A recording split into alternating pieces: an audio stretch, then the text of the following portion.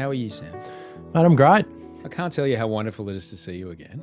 So, Very nice to see you too. I think the last time I saw you was when I came to train at your gym. It was. Yeah. Yeah. You were down in town for a while. I found my way out to your gym and I trained with a mate, and then I came and surprised you. And you're like, It did surprise me. what are you doing here? Yeah, mate, the health journey you've been on, you look fantastic. You do, mate, you do. You look fantastic. And you've had very iconic haircuts over the day, but I love it. I've got a mullet in honour of Josh Papali'i coming in from retirement, going back for one more job. Yeah, It's the absolutely. classic, It is. cop movie. Yeah. But he's like, oh, go. And it's like with an infant child at home. And his wife says, no, Papa, go and win the game. One last mission. And it was. Yeah. And it fucking nailed it. Yeah, it was unbelievable. extraordinary. And, I know you've got a background in competitive sport. You played field hockey, which is like water polo, one of the more silently brutal games that people forget about how actually violent field hockey is. But you could tell within first 5 minutes, you could tell They were on. there's something different about these guys, which is, it's a large part of what you do is it's all in the motivation. It's all in the motivation. They were dialed in, weren't they? Mate, I do a storytelling show once a month. You'd be great at it. And Marley Silver, who's Rod Silver's daughter, he scored the winning try for the Canterbury Bankstown Bulldogs in the 95 grand final against Manly. He's an amazing Rocket Rod Silver. He's amazing guy. He came to the show. And afterwards we're talking about the Origin and he goes, oh man, there's no way they can lose. I said, what do you mean? It was the day after it happened. Well, Monster's father just passed away. So, oh really? He goes, yeah mate, something like that happens in a team, you are unbeatable. Yeah, you could see focus. it gelled them, didn't it? The relationship with Billy and the chat after the game, and I was crying. yeah, it was emotional. It was full on. Yeah, But it does lead you to like, why are we doing this? Why am I running at this 120 kilogram, 6'5" bloke who's gonna, cleave me in twain? yeah. Why am I doing it? Whether you're losing 40 kilos or you're playing State of Origin, what is your why? Is if you've got a strong why, you get to where you're trying to get to. If you don't, more often than not, you don't. The first thing that I learned as a personal trainer back in 2001, and I was just sort of learning the craft and trying to build these relationships with people, and my sort of mentor, Craig Harper, said to me, mate, it's not about abs and biceps. If you can get their head in the right space, the body will follow. And it's all above the shoulders. And I mean, sports psychology's come a long way in the 25 years since, but it is so, so true, whether it's putting on a golf course or, serving out for Wimbledon, whatever it is, that when the pressure's on, you just got to hold your nerve. But yeah, it's so psychological. When you were in athletics yourself, when you were in hockey, do you remember the first lessons that you learned? I was quite intrinsically motivated. Right. I loved team sport because I loved the social aspect of it, but I was very curious about ways to get better. And I wasn't a great player. I was a good player who had some good attributes, but also some weaknesses. I'd always sought out coaches and people that were better than me for advice, or I'd go to my sports science, teacher at school. And that's how I got into fitness in the first place. It was the 6'3", 14-year-old kid who didn't love what he saw when he looked in the mirror and didn't have a heap of confidence. I was very social, but I think deep down I didn't have that. I don't know. I didn't love what I saw and was really a bit weak. What were you judging yourself against? The most athletic kids in the grade. Right. And there was one kid, Sam Belts, who was one of my best friends, still is one of my best friends, but he rode for Australia at 3 Olympics. He was just an Adonis. I remember they did this sport. He will laugh when he hears this too, by the way. But they did this sport search thing, where that talent ID search thing in grade 10. They came to school And they test you for power, endurance, mental toughness, beep test, all this stuff. Hang on, I just threw up a little when you said beep test. I know. Almost the two worst words in the fitness vernacular. If anyone has ever done one. So he got 16.2 Good on the God. beep test as a year 10 Like Beckham kid. gets an 18 when he was at the toppest of freakish. form, and that goes to 20 something. And then he did the strength tests and did 20 pull-ups, like chest past a 10-kilo medicine ball 4 times further than the second kid. Wow. And these got all these like scientists with their clipboards out were like, this kid could literally be a boxer, a cyclist, and he turned out to be a phenomenal elite rower, one of the best in the world for 15 years. But I'd sort of look at those kids who just had the six-pack and just the strength, and I sort of didn't have that. I just wanted to be better. I wasn't about, oh my God, you're hopeless at these things. It was just like, I'm just asking, like, was it to be better? I remember kids like that when I was at school, and I was very overweight in high school. But I'm wondering, was it an aesthetic thing, or was there just something about the way they lived their lives that coupled with that you aspired I think it to? was more performance. I think it was more just this obsession and admiration I had for the elite sports people, like the Michael Jordans and these 90s, superstars.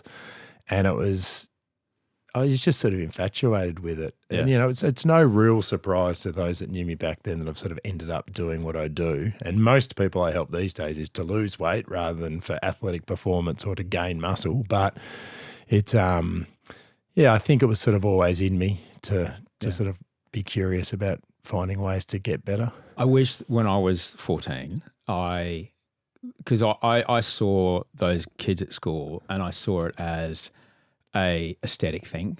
Yeah, there was definitely a part of that, and be more attractive to girls. There was absolutely. I wanted it. Don't get me wrong. Yeah. I wanted to not be 80, 90 kilos, or I ended up being 112 when I was 17. Like I was big. Really? Yeah, I was. Yeah. But I remember at the time seeing these guys and going, oh, they look like that when it's PE day and they're standing there in their dick togs and I'm standing here and they look like that because they love themselves, they're up themselves. But I didn't understand, and I wish I knew it now, that, I don't know, they look like that because they have discipline in their life and they have a why, and the looking like that is a byproduct. They happen to, it's nice that it looks like that. It's nice that there's an aesthetic side to it, but they're not there for that. They're there because they want to get that 200 free, or they want to, be in the first 15, or they, I didn't understand that reaching for a goal, that's the thing they're after. They're not after the rig. And that's just a nice byproduct. And later in life, I've come to understand that whenever I'm training because I want to look better in my budgie smugglers, I can never sustain it. Whenever I'm training because it feels good and I think better and I sleep better, it's easy. Yeah. My why has changed. It was aesthetics in my teens and early 20s, and then it was bit more about performance and sort of practicing what I preach and learning as I was studying how it all works from an anatomical, physiological perspective.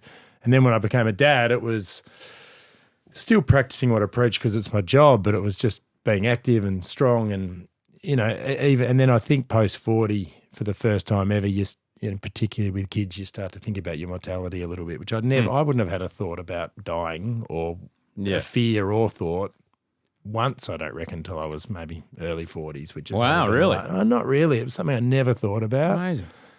And recently, it's not something I'm now, caught up on, but it's definitely shifted. Just taking care of myself. There's definitely a mental health perspective for me of I'm a better person, both for myself and for those that I love around me when I move in the morning and get the endorphins pumping and clear my head and whatever it might be. I'm more patient and more productive, and I think I have better clarity of thought and all of that kind of stuff. So it's funny how things shift, and then like you say, you just end up in almost the best shape you've ever been in as a really nice byproduct, but it was never the intention. It's nice that I can still fit most of the suits that I bought off Channel 10. And they were going to sell them all those beautiful suits from Mask and Bachelor. You must have hundreds. I wore them once. Oh, it's not hundreds. It's about there were lots. Yeah. But I took my pick. I reckon there's about 20.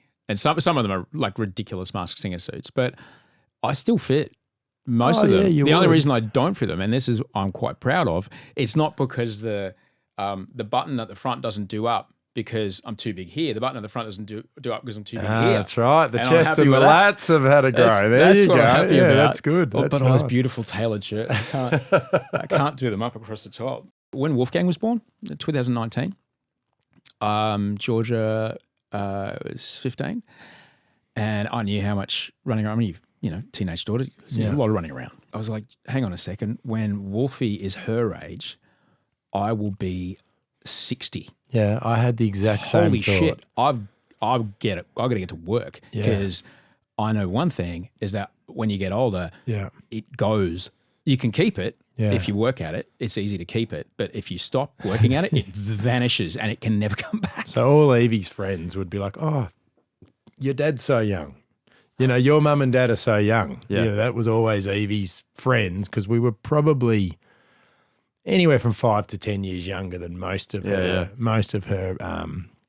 friends' parents. But then you're like, okay, well, Harper, who's now 3, is 16 years younger than Evie. It's not going to be the case in 15 years' time. I had the exact same thought. I do the math. I'm like, okay, I'm going to be 65. Yeah. Like when Harper's graduate was 63, it's a whole different ball game, isn't it? Move it or lose it, mate. My goal, Sam, and I'm happy to say this to you because you can help me. You can help me Get there, yeah. I want to beat any kid at Wolfie's 21st in a push-up contest. Oh yeah, I like that. Yeah, all right, it's 20 years from now. That's a great. No, 16 years from now. Yeah, I love 16 that. years from now. But you see the dads that are running with their teenagers or swimming or surfing, and it's just like as soon as I see it, I go, "That I want that to be me." Yeah, like it's just beautiful. When my dad was my age, a flight of stairs was his worst enemy. Oh yeah. We're going to go here. We have to walk, Dad. It's 800 meters away. Yeah, isn't it interesting how you remember it either way, don't you? You remember the good and you remember the struggle. It's interesting. But then what life is that? Certainly, if grandchildren show up, you want to be around. Yeah, you want to go and do stuff. Totally. Teaching Wolf to ride a bike at the moment, you've got to be able to run behind that thing. Exactly. You can't not. That's so true. I don't want to miss that. I want to outsource the exact same thing with Charlie. I want to outsource that to someone else. So on the subject of step dadding, do you remember that time?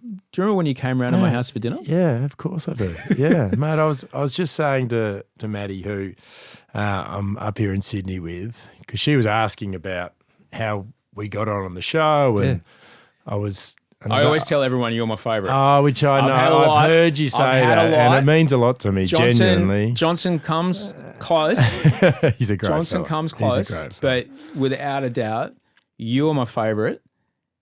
And I'll tell you why. You're my favourite because in that final moment, you said the thing out loud that makes that show what it is and makes everybody understand why it is that they haven't found what they're looking for. You said it, Adelaide, you said, I realise the reason I've been single is me.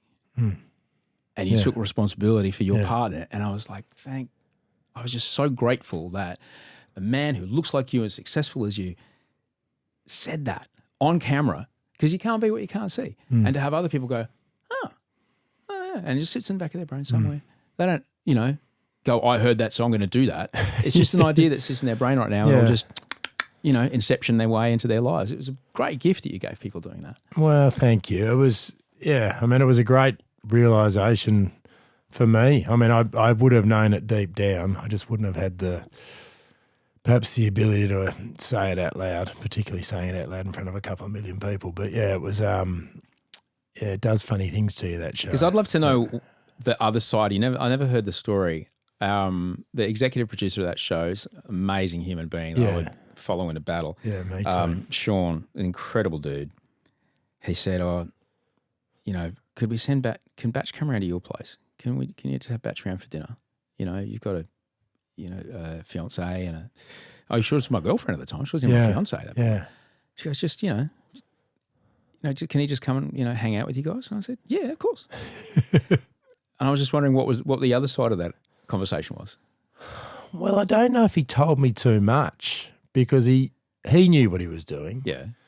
I went into the whole experience so blind, which is why you were such a good comfort to me, because it was, I don't know, it's not that you don't trust the producers, you just know that they've got a job to do and an agenda and all that kind of stuff, whereas with you it was a bit more like, mate, we're the same age, but I've been doing this already for 20 years, so, like I'll be able to help you navigate through this crazy world a little bit, and we're not the same age. I'm 51. No, well, not too dissimilar. The amount of TV you'd done, I'd done 20 seconds. You'd done probably more than 20 years, and it was just very comforting to me. But I just think Sean had the foresight to, I don't know, just to know that I was, spending time with someone in a place that I could then feel a bit more comfortable. Yeah. Outside of that place if we had a really good rapport. Yeah. And what a fascinating thing it was what you were going through that ended up being the path that I went down with, falling in love with someone who had a child. Like that was just a very strange coincidence that you'd been through something. Well, and I was going through it. I'm still going through it. Yeah, exactly. And I just remember, and it was a thing that always impressed me about you after seeing, two guys already do this thing, which is a very, very difficult thing to do. I've seen a lot of people do it. It's really hard to do. And already seeing the way that you communicated with kids, because, look, if you got a bloke that's good with kids, get him be good with kids in front of women and then just listen to the ovaries explode. And that made great television. It was beautiful. Isn't it funny, though, as a parent, how you judge people by how they are around your children? Like, if I bring my mates around, if they are wonderful with my kids, my just respect for that person goes up so much. My inner monologue at the playground for people who are the opposite, you wouldn't want to hear it. That's very true too. You would not want to hear. Yeah. And kids at parties as well. Some parties I'm like, I know. I don't want to be the guy that takes the stick off that kid and asks him to not poke this person in the eye with it. Why am I having to be that guy? You guys over here are doing nothing on your about phones or oblivious. Precisely. Yeah. And that's a young boy who's learning that shit's okay and it's not. Yeah. And this is a moment. And if it comes from me, it's not going to matter. It's got to come from someone with consequence. Exactly. Oh, man. But I just remember the way that you engaged with Georgia and, the way that she was testing you, that's for sure. Yeah. I agree. Yeah, I agree. I reckon she really was. Yeah. But I just remember that night. It was really wonderful to have you around and watching the way that you engaged with those guys, and you saw how it was, and and I'd like to know your thoughts here, and as much as you're comfortable talking about it. I'm a parent and a step parent, so I do both. Yeah, and I'm here to. I'll guarantee you, step parenting is harder. Yeah, totally, 100%, much harder. Yeah, I mean, I never call myself a step parent, only because it's just sort of something I've never done, and Evie. How are you not a step parent? Well, no, as in I refer to myself as Evie's dad, not Evie's stepdad, and that's only because I feel like that is what is most comfortable for her. Oh, right. Yeah. Well, that's perfect. Okay, yeah. great. So that, not to, either way doesn't worry me, but that's more for her. You are the person in her life, yeah, though, yeah, exactly. There are other men. But mate, we have had, a tumultuous, 3 or 4 years when I, sort of 13 to 17, where we were banging heads like a couple of stubborn goats for a long. It was hard, and we've come out the other side now. We have a wonderful relationship, but it is such a hard thing when you don't know how hard is too hard. You, I don't know. I always felt like Snares was the really soft one, and so there needed to be a bit of a balance there. And then I was the bad guy. It was really tricky. And they're smart and testing you and working. They know that as the step parent, they've got a bit more power, and it is such a tricky thing to navigate. But I mean, such a beautiful, rewarding thing, and God. I'm so glad that it happened for me. But yeah, it's been really. It's a really hard thing, and It is. Snez would always say to me, "Oh, you're so hard on her." Like even when Willow was 3, and Evie would have been 16, she'd be like, "Why are you so hard on her?" And you're not like that with Willow. I'm like, it's not. It's got nothing to do with Evie being my stepdaughter and Willow being my daughter. It's Willow's 3.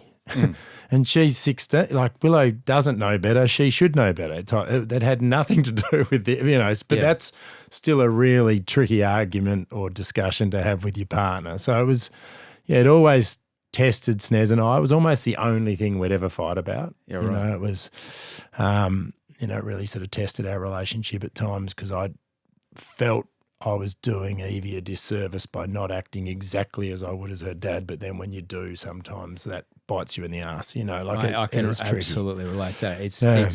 It's an incredible honour. Don't get me wrong. Oh, it's it is an incredible honour, and it changed my life because it. People talk about it when they hold their child in their arms, like, oh, my world changed. It stopped being about me. Like that happened with Georgia. Yeah, I didn't need her to be my biological daughter for me to go, oh, everything's got to be about making this life amazing for you now. Wow.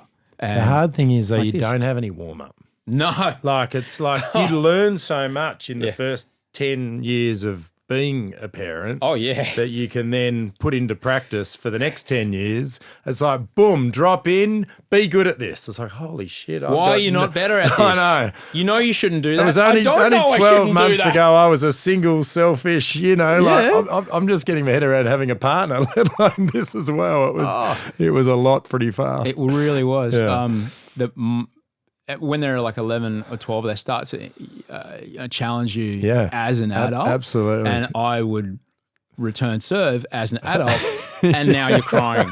Oh no. Far out. Oh, no. How many times are you looking in the mirror going, how am I getting this wrong? What am I doing? We got really lucky. Audrey, the Children's Hospital near us, has an excellent, child psych unit off to the side of it, and we got really lucky. There's a program they have there for blended families coming together. Yeah, nice. And we went and did about, I don't know, it stops when they're 12. So I don't know, we did a couple 6 months, 9 months. Yeah, there. right. All three of you together. No, it was me and Audrey. Right. Okay. She went in once or twice. Georgia didn't come with you. Okay. No, it's if you want to change the kids, you change the parents. It's not the kid that has to change. Because they do what they do what they see. Yeah. There's having those discussions there though, and then there's putting them into practice when the fork in the road moment comes. That is a much harder but I will proposition. Tell you, it was not long after we got engaged, and it was public, fairly quite because we, of course, you and Snejana obviously spoke about it, and like when you introduce someone to your kid, it's like it's a very you've got to be respectful of it, but also you need to be respectful of like, well, when do we let everybody know about this, particularly with the job I do? But it became public that we were engaged, and it was the first outside shoot day on the following season. I can't remember which one it was. But it's the one where you have walked into one. There's like 24 women there. All right. And you just, you're hiding around the corner, and I say, and here he is. And then he comes and I go, woo. And we were waiting for, whoever the batch was to get, set, and they were moving a camera or whatever. And so there's all 24 of them in front of me. And one of them pops up and says, you got a stepdaughter, don't you? Your fiance's got a child. I said, yeah. And she went, stick with it. I was like, pardon? She goes, yeah, stick with it. I was about 26 when I hugged my stepdad for the first time. And then one of the other ones went, oh, yeah. Oh, I was 22. But absolutely, yeah. And another one says, oh, mate, I railed him. 22, I got 10 years before I get a hug. And I was like, but honestly, Sam, because in that moment, you've never, and I know you can relate to this, it's the same love you feel for the little baby. It's the same love, but there's a physicality, there's something that is never going to come back to you because you're not their dad. And that's because that belongs to their dad. And that's what it is. And I'm cool with it. It's great because her dad's a great bloke and she has a great relationship with him. But when I heard that day and they volunteered this information, it was like, interesting. Oh, wow. Like there is another side of this. It does. There's a perspective that shows up. Yeah, my take was always never expect anything. Never, never read too much into if it is or it isn't there. Yeah. You know, never dictate the pace of the relationship. You know, like that all has to come from Evie. And, you know, there's definitely been no linear sort of growth in that space. It sort of started strong, and then we had this rocky few years as she was sort of figuring herself out, and I was way out of my depth, and, you know, all this kind of stuff happened, and then it's been probably more linear in the last 2 years. We've actually had the best relationship since she's moved to university, and she's sort of working out life without mum holding her hand so much. And I think comes to me a lot more because she's working stuff out without Snez sort of working stuff out for her. And it's been actually really good for our relationship. Right. And I've done a couple of trips to New York to just me without Snez, and we've hung out, and it's been really, really nice actually. Wow, that's beautiful. Yeah, it's been special. It's funny how the time that we can spend just the two of us, then when all of us are back together, really boosts the group dynamic. Yeah, because we've had that one-on-one time, and I'm saying that selfishly because I love Snez and Eve have the closest relationship of two people I've ever met in my life. Yeah, you know, like single mum, best friends. Oh, it's the same with Georgia and slept in the same bed basically for a decade before I came along. Same so story. Tight, amazing. Yeah, and so you can't compete with that. Yeah. You know, you've got to sort of work your place out pretty. Oh no, you're always going to be number two. Yeah, always. Exactly. But yeah, it's you got to work out the right dynamic of, I guess, your own relationship on that without. It's probably easier to form a relationship just the two of you than trying to fit in as the third wheel in, you know, this incredibly tight little bond. There was another thing that really helped me. One of the guys I played poker with, Benny, he told me when he was 10, and he said, what happened now looking back on it, I thought he was all right, but I thought if I like him, then it means I don't like my dad, and I don't want to not like my dad. That's interesting. So I have to not like him. Yeah. And that made sense, you know. Yeah, I was a bit like that with my dad's partner. I mean, my mum died when I was 15, and my dad got a new partner when I was 20.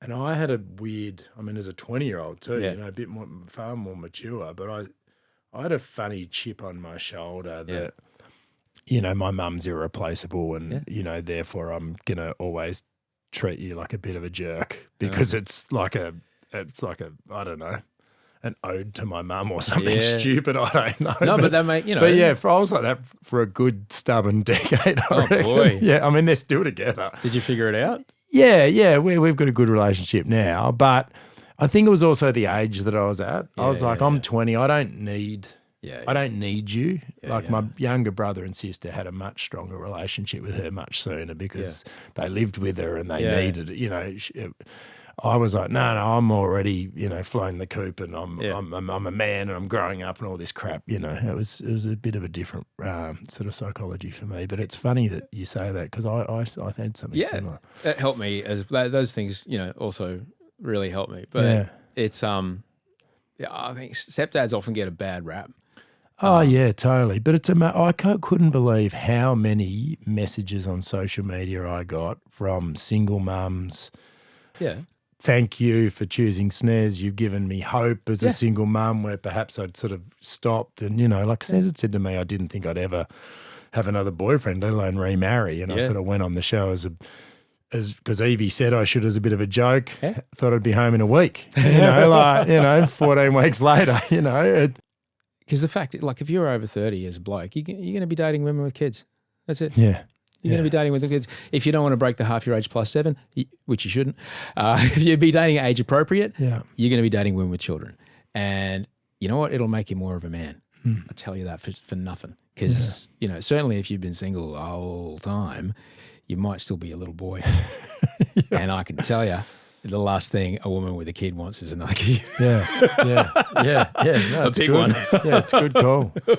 Yeah. I mean, the biggest learning from the show was have an open mind. Yeah. Because I wasn't closed off to having a partner with kids. I just hadn't thought about it. But when I heard Snez had a daughter, Yeah. it was like, imagine how different things would have been if I go, oh, well, that's a deal breaker for me. Like, Yeah. and that thought never entered my mind, and I chose door B, and look what happened. Like, it's the best sort of non-thought I ever could have had, and then just say yes to things like going on the show in the first place. There was a fair bit of fear and trepidation to maybe taking that plunge, and if I hadn't done it, my God, what would have been? And so I make sure I sort of carry those two things with me from now on. It's like, all right, keep an open mind and you just say yes. One of the things they say in my Super Secret Sober Club is that progress, not perfection. Yeah, we talked about that earlier, and so all I really want to do is like, I just want to, how can I get this a little bit better? Yeah, so it's fucking name of the show. Yeah. Like that's it. It's like what's just a little bit better. What's the one thing that I can improve on? Because I know that if I can get the smallest granular bit different from yesterday, then that's better than it was. And if I just add one more on that, like when I first lost all that weight, I had to trick myself by saying I'm going to go check the mail. I was 19, unemployed, well over 100 kilos. So I'll go check the mail. But my letterbox was here, and there was a block. There's probably 800 meters. I've measured it since. It's like, I'll go check the mail. So I put my shoes on, and I walked left instead of down on my mailbox. And so I walked 800 meters, and then I grabbed the mail out of the mailbox and went inside. I was like, I checked the mail. Yeah. And that turned into, like within 6 weeks, that turned into running 5Ks a day. The two messages there, the progress, not perfection, which I absolutely live by, and it's our motto of our online program, I love. But also just start with something. We just all build it up into what the final product needs to look like, or, I've got to do the 60-minute workout 5 times a week, or I've got to follow the eating plan for 21 meals a week.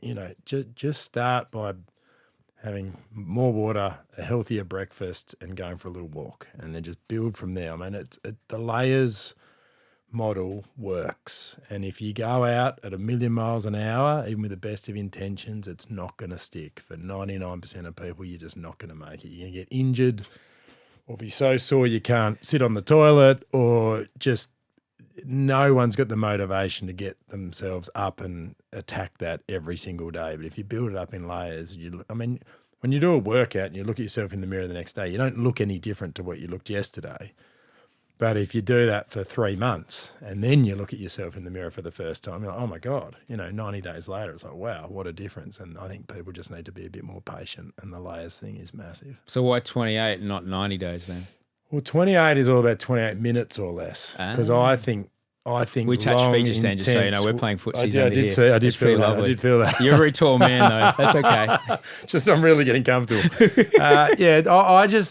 When I started 28, I thought there's a couple of online fitness programs, and they're doing good things for some people, but they're really intense, both in psychology and what they were asking their members to do, 60-minute workouts, counting calories, very restrictive.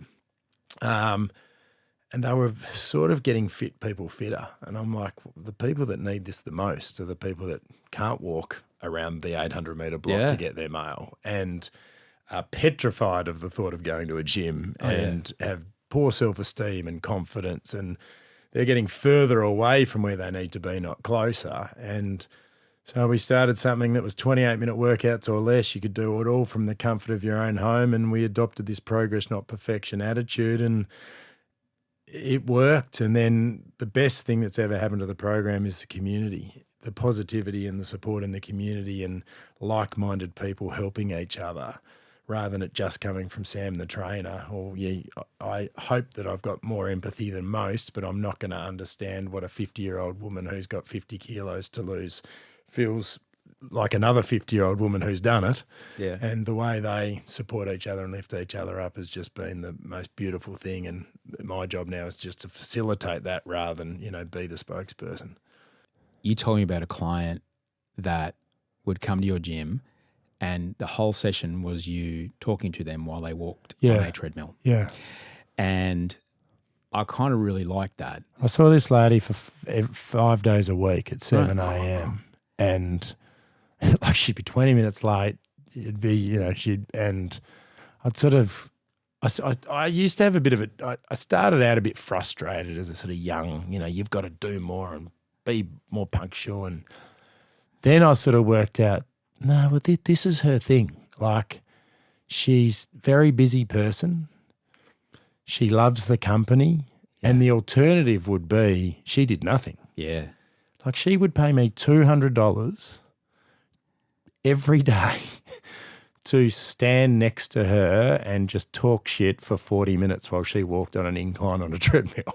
Every now and then I'd get her to do a few lunges and a few squats or whatever, which she would not like, but you know, eventually I'd build up the rapport with her that we could get her to venture into some slight strength training. Yeah. But that's just what she wanted to do. But yeah, she was motivated by the connection. She knew that she needed to move her body. 100%. It was about the friendship, yeah. And it was the friendship first. It was the fitness it was daylight second, and then the fact that I burn a few calories was, you know, a distant third. It was, she just loved the company, and it was a good start to her day. Like, she'd never even admitted, she was a stubborn thing, you know, beautiful person, but very strong-willed. She would have never admitted how good it made her feel. Yeah, right. Like, it was just ticking a box, you know, she'd never give me the satisfaction. But I knew that she would have got back in her car and been like, I really do feel better after doing that physical exertion. But I bring that up because you mentioned the community aspect. Yeah. Like, if you can couple the physicality and the commitment to eating towards the kind of goal you want, if you can couple that with the accountability of someone else there, that's the secret sauce. It is, isn't it? Yeah, absolutely. I mean, accountability is a really funny thing, especially in an online world, because it's kind of easy to hide. It's kind of, you know, I always encourage them to, when you join the program, I want you to tell 5 people, or at least 2. You know, tell them what you've joined and what you're hoping to get out of it. It doesn't need to be trying to lose 5 kilos in a month. It doesn't need to be that specific. But don't join something and then if you left it, no one would have known that you're even there in the first place. Yeah, right. Like, tell people you're on a mission to get yourself fitter and healthier, and you started it by joining this 28 program, and tell them what it is if they don't know about it. And when they do that, it's just like, oh, yeah, okay, there is accountability. Or post in this community here if you want to,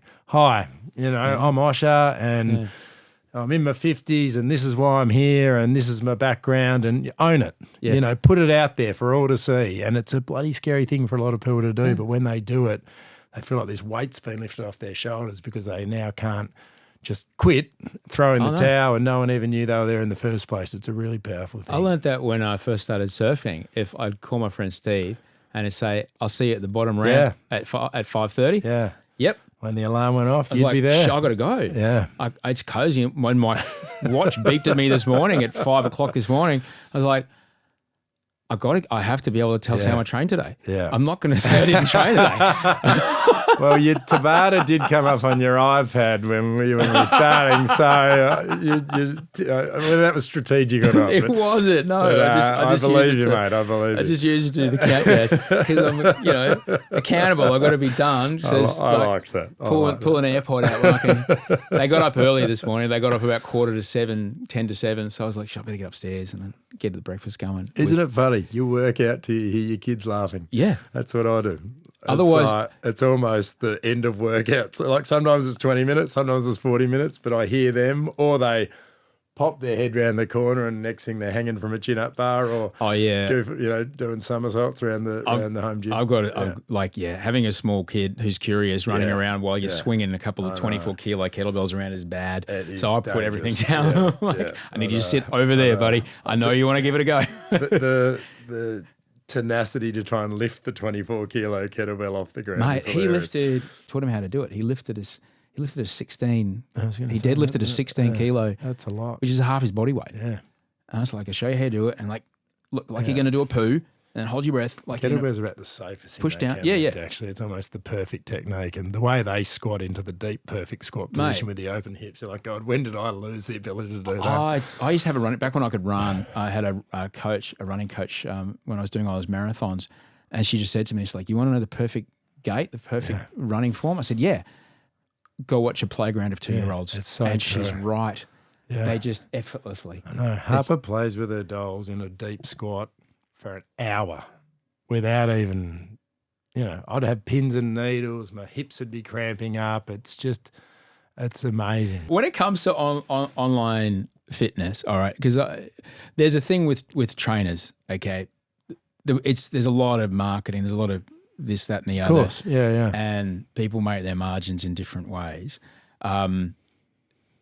It's almost like if you're a trainer, you've got to have a rig that says, I can make you look like me. Yeah.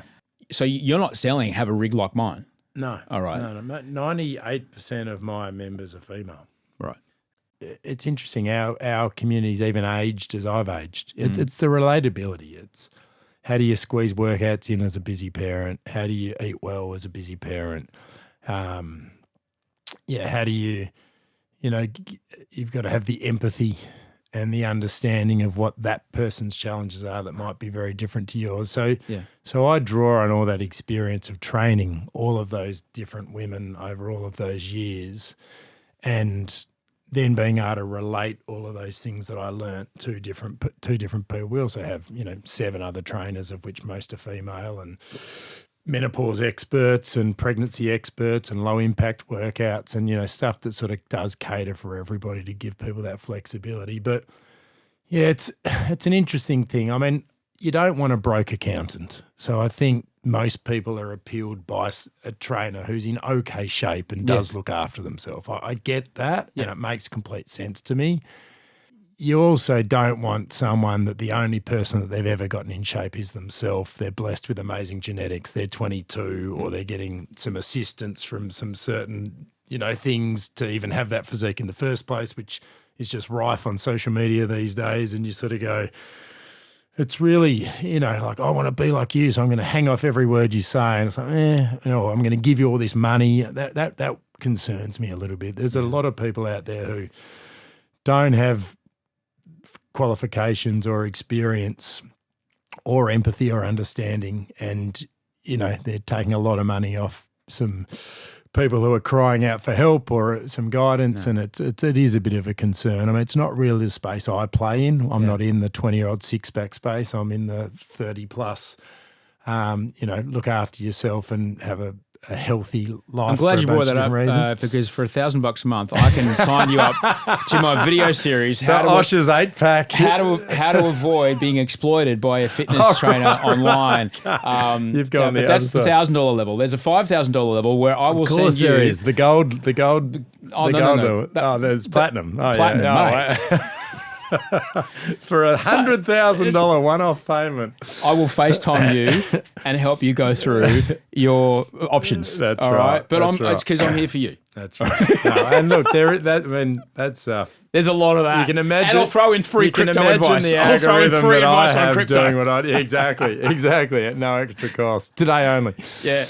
What are some things, like if people are looking for, obviously they'd want to sign up to yours. Yeah. I think consumers are smart, mate. I think people often underestimate how savvy the consumer is out there. They are doing more homework. Yeah. What happened was COVID meant that every gym, man, dog, woman brought out an online fitness program. Yeah. Some from a gym perspective for survival, which of course understand. They sort of had the hybrid model or the at-home model because their doors weren't open.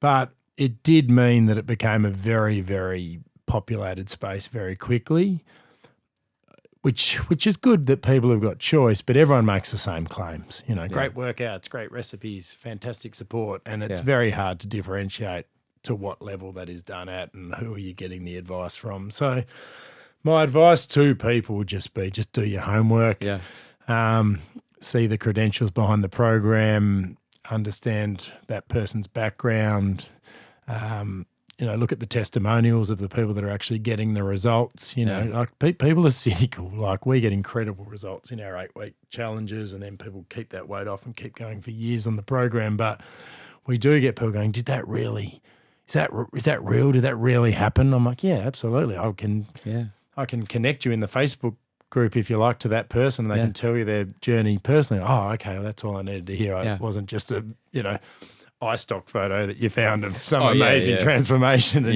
you put some words with it. I'm like, absolutely. Yeah, these are all genuine transformations. Because they're speaking of, as you mentioned, I did do that transformation thing, but I don't think it was 10 weeks, and your body is for the men's health. Right? You look. My body can do that. Yeah, I'm not going to do it again. No, mate, I don't know many people with a six pack that are happy. And I mean that genuinely. Like, hang on, say that again. I don't know many people with a six pack that are happy. I really, I just, the amount they sacrifice. I mean shredded with an inch of their life. I don't mean showing some abs and just in lean, pretty good shape. I mean absolutely shredded. Low single digits. Yeah, like their self-esteem lives in their body, and as they age or as, they mature, it's a bit like I'm a bit one-dimensional, and what else have I sort of got? And I say no to the pizza or the beer or whatever, and I'm always restricting myself, and I don't know, it tends to be a bit limiting. Like the happy people I know are those that love the training for the training, look after themselves. And there's obviously a huge shift into social fitness out, instead of going to the pub, you join the running group. And I love seeing that. And this younger generation are obsessed with the ice bars and the saunas and the run groups, and it's awesome. But, I've trained with a lot of trainers who have been in unbelievable nick, but they don't have much else going on outside of how good they look in front of the mirror. And when that starts to waver, they often end up a bit miserable. Man, I was weighing my olive oil.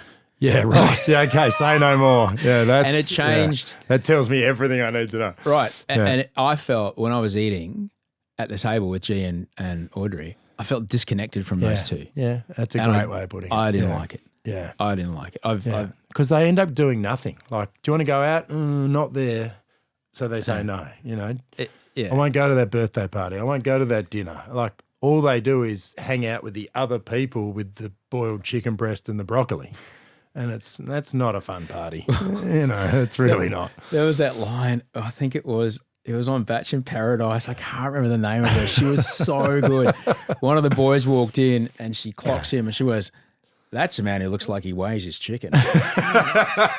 She nailed it. It was spot on, wasn't it? Boom. Yeah. Picked it. Because that's the other thing. If you're dating a bloke who looks like that, dinner's not fun. No. Well, they often date. They often date. The farts are just horrendous. I have been around. Yeah. Not you. The protein farts are no good, mate. Some of those bachelors, because you got to have your shirt off all the time. Like, it's not peak week, but like, it's chicken and training. That's it. That's true. And my God, being in a car sometimes with someone, I was like, "Oh, what are you doing?" He's like, "I'm sorry, bro. I'm sorry." Eggs, beans, and chicken. We're doing the single date next week. It's in a pool. I'm like, "I know, I get it." Like, people don't understand that part. Like, my body looked like that for 18 hours. Yeah, right. Yeah. All right. And in fact, I looked better the next day after I'd eaten. Yeah, I went out and had filled out a bit. Oh, bro, I was like swole. Yeah, and then it is funny, isn't it? But then I felt really, because I've been kind of calorically weird for so long. It took a long time till I understood if I was full again. So interesting. The feeding, it was weird. But these days it's a lot. I'll tell you about what I do. How do you, like, you got to do something that's sustainable, right? Yeah. So tell me about, like, you mentioned you train early in the morning. Yeah. And I do weights 3 times a week for 40 minutes. I walk 10,000 steps every day because I love walking. I used to love walking with my dog, but he's passed. I still love the walking element, but can't wait to get a new dog. And I'll do maybe a little bit of mobility stuff and sauna three nights a week because I find I sleep better and it's great for my mental health. And that's pretty. And then I'll bike ride with the kids or do whatever. Yeah. But that's sort of it. I really make those 40-minute sessions count. Like, I push myself, and I like lifting the weights, and I like seeing my strength go up, and I like the big full body movements. But I just think everyone overcomplicates it. I really do. A lot of the time I think this is just the techno gym blokes trying to make more money. Yeah. I mean, you see it on social media. The guy standing on the Swiss ball with the cables. I'm like, what are you doing? Like, all you're going to do is break your neck. No, Like, it's no good. And now my friend, the scientist Ruben Meerman, who I'm pretty sure we talked about this. Yeah. He's the guy that found out, when I lost those 10 kilos where they went. He has this great line. It's very easy to out-eat your exercise, but it's very hard to out-exercise your eating. Yeah, I like that. Yeah, he does a lot of this kind of work in the weight loss space and clinical stuff as well when he's educating people in diabetes clinics and things like this. So you talked about the training part, but that like 2 trips through a drive-through can end everything you just talked about. Yeah, I mean, I'm not. You just said you'd feel really disconnected with your family if you were eating dinner. I'm the same. Yeah. So whatever we eat as a family for dinner, we eat as a family. I'm usually at the 28 office for the other 2 meals of the day, so I control those a bit more independently. But we eat pretty well as a family. We typically put the food in the middle of the table, let the kids serve themselves. That was something that we sort of picked up along the way. I can't remember the lady's name who told me about that, but it really sort of was a penny drop moment for me. Just you get rid of fussy eater kids. They feel more involved in the whole eating experience by filling up their own plate. And so we do that most nights, and there's protein and veggies and whatever else that might be there. Snez is Macedonian, so there's normally some carbs, floating around, that's for sure. But I don't eat early. I eat breakfast about 10:30. And I eat lunch about 2, and then I'll have dinner. And I've got a real sweet tooth, so my biggest challenge is post-dinner.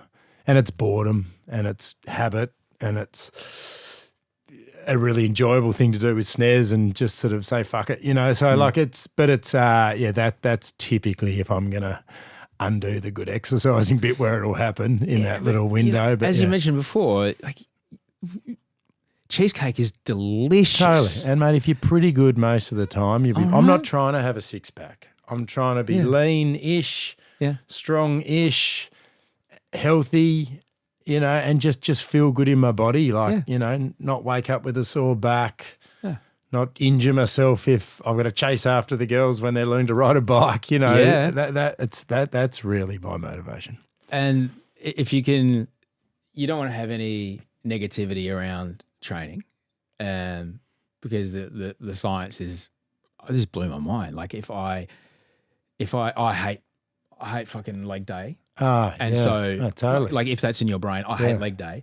Your brain gets the stress signals and goes, oh, we won't adapt then. We don't like this. Interesting. And then you don't adapt. You actually don't get the benefit from the workout. Yeah. And so if it's shitty, then you're not going to like it. So you have to like it. And it's the same with food. If like, I hate eating like this, like, what's life then?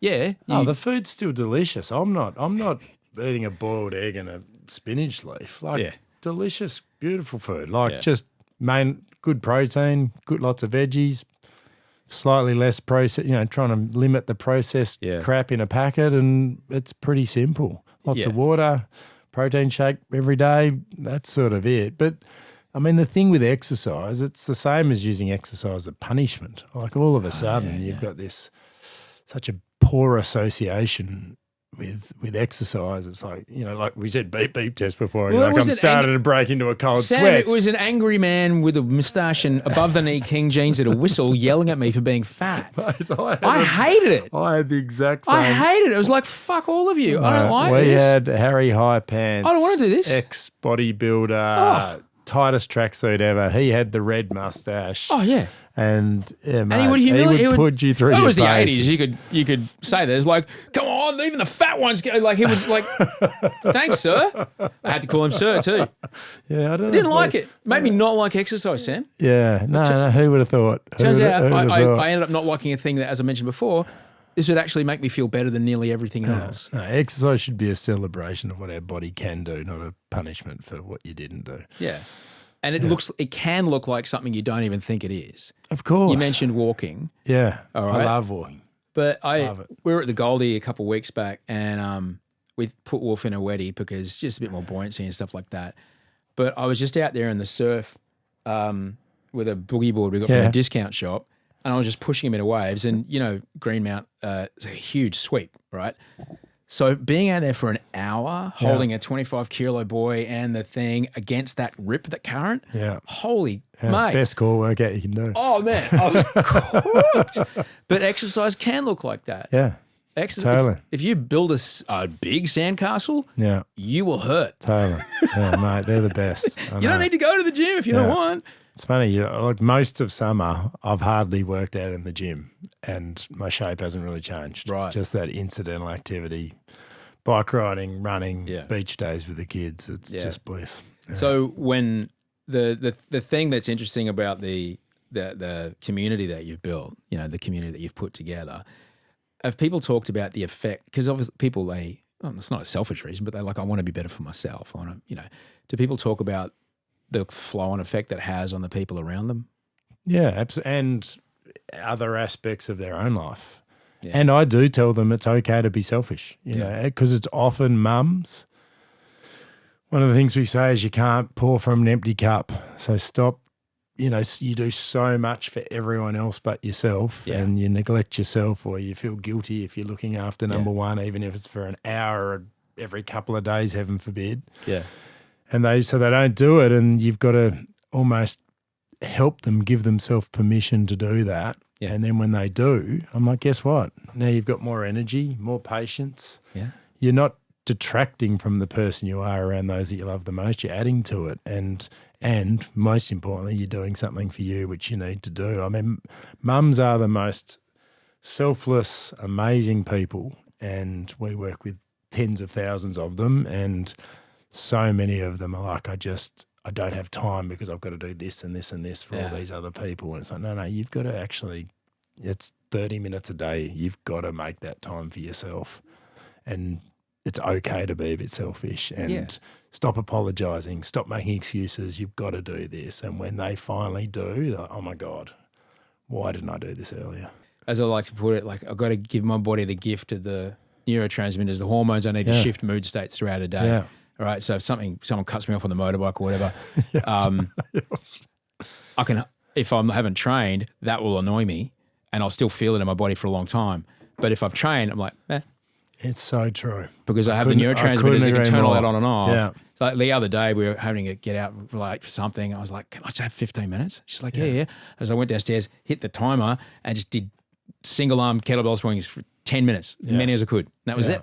I felt great for the rest of the day. It's like taking work back into the home with you at the end of the day. Like you just had a stressful phone call in the car, and then bang, you're inside and you're still half on your phone. Like I hate that shit. You can't do it.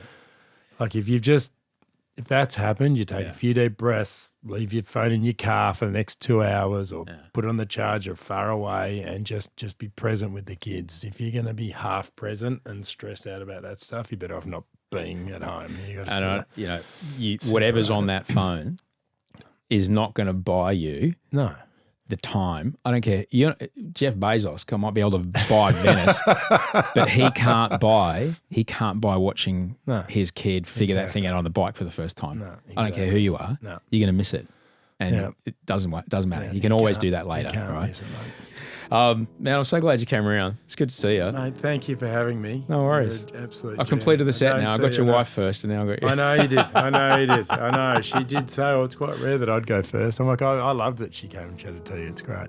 Oh, but I'm so thrilled for you. And mate, thanks for everything. You've been such a good friend since day one, and it's nice to see you.